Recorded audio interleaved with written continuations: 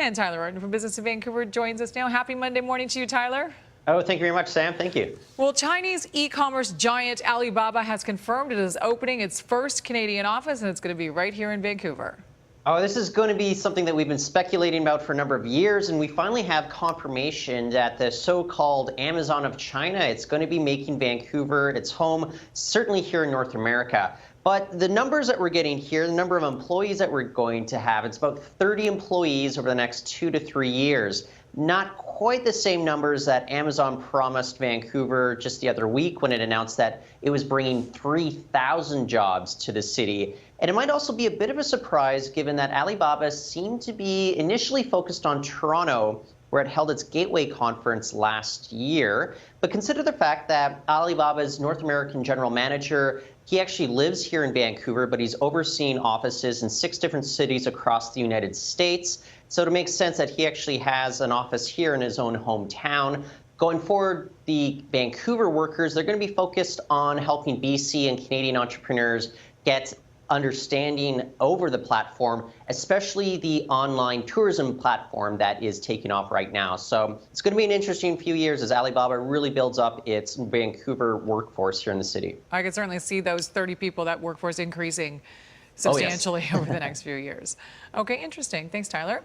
So now we're going to look at the markets, and it could be a bumpy week in the markets as NAFTA renegotiations resume ahead of the new May 17th deadline set by the U.S. Now, how firm do you think that deadline is? I think they actually do mean business this time, and it comes down to politics more than anything else. We have elections coming up for the U.S.-Mexican presidential run, and we also have midterms going on in the United States this fall. So U.S. House Speaker Paul Ryan, he says that they don't actually expect to sign everything come this fall, but during the lame duck session after the midterm elections. The real hang-up appears to be, though, is rules of origin for the auto industry. And if renegotiations are not a success this week, traders in Canada can definitely expect the S&P TSX Composite Index to take a hit, as well as the loonie. So this is a May 17th deadline. On May 18th, we're also going to get new data from Stats Canada with regards to both retail and inflation numbers here in Canada. That will sway the markets as well. And it's actually coming off of rather weak jobs data that we got just last Friday.